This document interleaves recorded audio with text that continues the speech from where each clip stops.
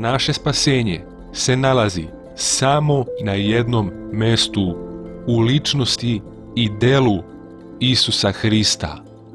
To je pravo hrišćanstvo. Koliko god živeo moralno, klonio se greha, živeo po Božjim i ljudskim zapovestima, držao zakon, priznavao grehe, kajao se, molio, pomagao drugima, hranio siromašne, lečio bolesne. Kada bih umro upravo sada, otišao bih u raj samo iz jednog razloga. Zato što je prije 2000 godina Sin Božji prolio svoju krv na krstu Golgote za grešnike, a 3 dana kasnije vaskrsao za naše spasenje. To je moje jedino pouzdanje kada je spasenje u pitanju. Samo je jedan temelj našeg spasenja, naše pomirenje sa Bogom, naš spasitelj i Bog koji je bio u telu čoveka, Isus Hristos.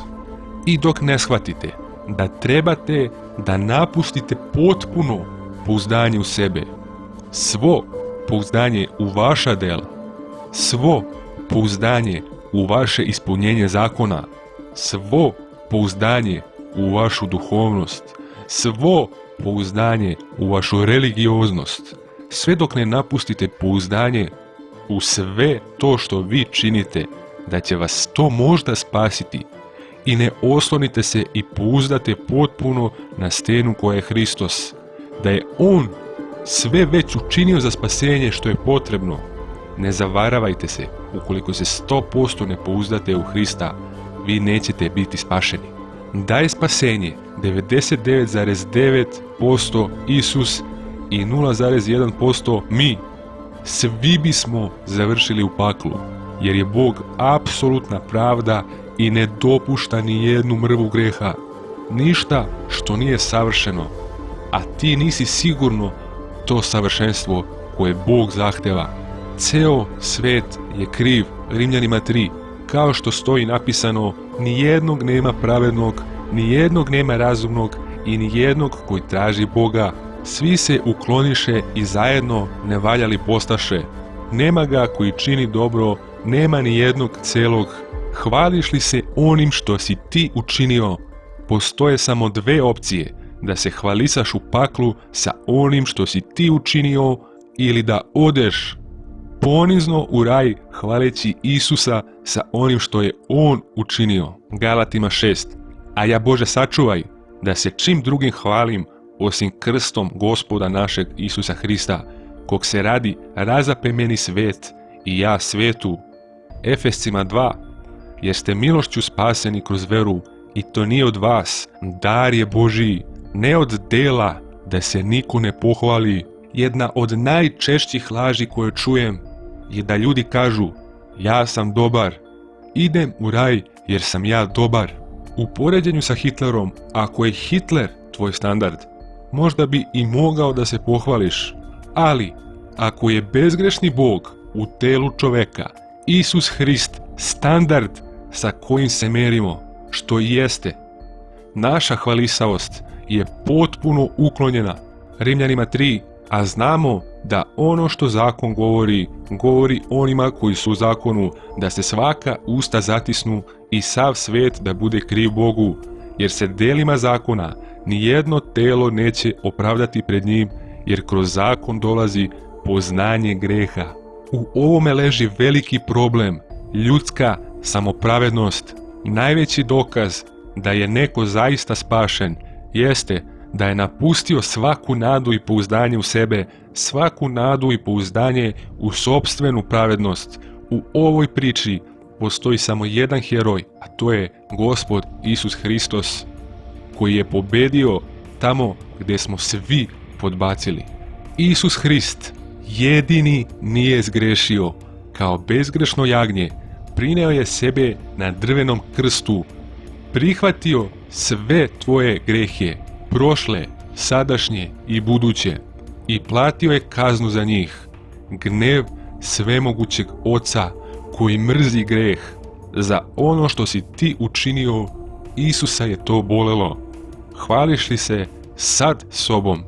Jedina stvar kojom si ti doprineo svom spasenju jeste da si zgrešio. Jedino time bi stvarno mogao da se pohvališ kada je spasenje u pitanju. Hrišćanstvo nije religija gdje ti moraš da činiš da bi bio spašen od kazne za greh.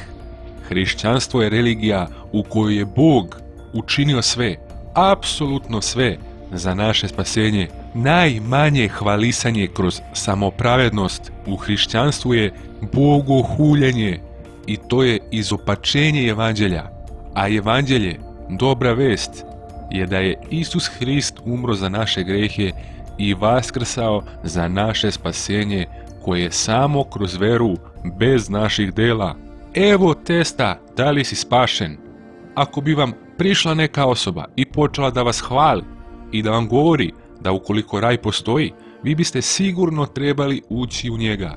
Da vam ta osoba govori ti si uradio ovo i uradio ovo i uradio ovo, kako imaš dobra dela, ti si tako dobra osoba koja bi trebala da ide u raj. Ukoliko biste toj osobi odgovorili hvala, dajem sve od sebe, to samo Bog zna, vidjet ćemo, nadam se ili slično, žao mi je, nikada nisi ni postao spašen, nikad nisi upoznao Hrista. Pravom hrišćaninu bi postalo mučno da sve to sluša i rekao bi dosta, Bože sačuvaj, ja sa mojim delima zaslužujem samo pakao, ali idem u raj ne zato što sam ja učinio, već zato što je svemogući Bog učinio na krstu kada je umro za mene.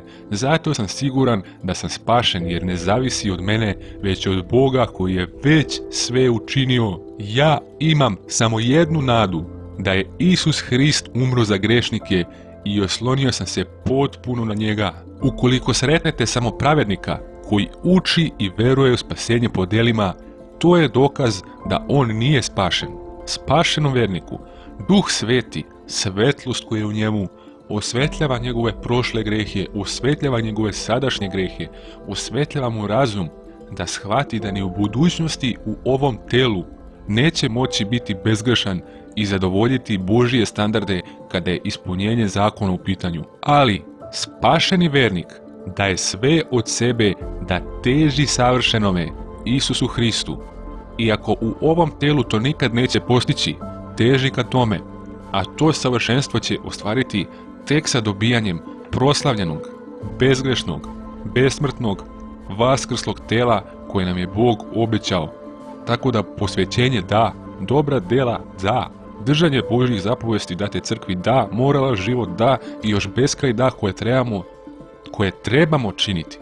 Ne da bi zadobili spasenje, već zato što jesmo spašeni.